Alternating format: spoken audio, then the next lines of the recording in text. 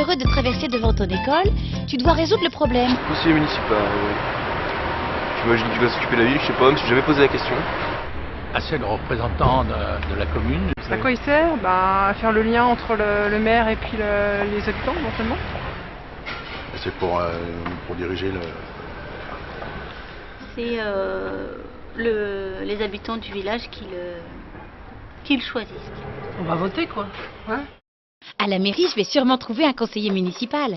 Alors ce n'est pas là, ici c'est les fiches d'état civil, les passeports. Là, les affaires scolaires, le cadastre et les permis de construire, ce n'est pas ça. Par là non plus.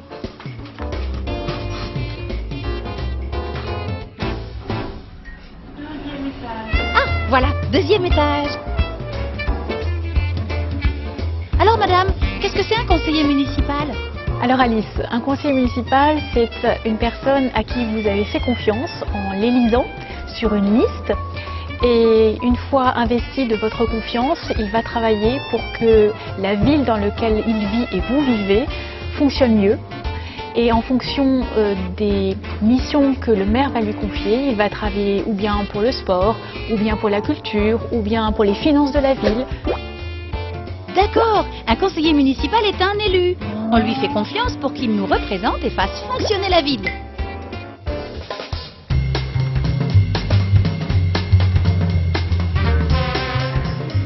Mais comment sont-ils élus? Les conseillers municipaux sont élus au suffrage universel direct.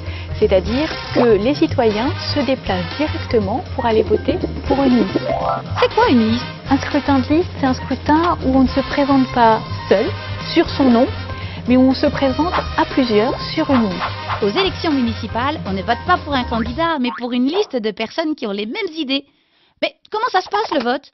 S'il n'y a pas eu de majorité absolue la première fois, c'est-à-dire que s'il n'y a pas eu au moins 50% des voix qui se sont portées sur une liste, on se déplace à nouveau et on vote une deuxième fois donc. D'accord, tous les citoyens votent tous les 6 ans. On vote généralement en 2 fois. On choisit sa liste, on vote, et en fonction des résultats, s'il n'y a pas de gagnant, pas plus de 50% sur une liste, on vote une deuxième fois. La liste qui a le plus de votes a le plus de sièges au conseil municipal. Les autres places sont réparties, ici, en fonction des résultats des autres listes. Mais si j'ai un problème, qui je peux aller voir? Je peux te représenter, aller voir le maire.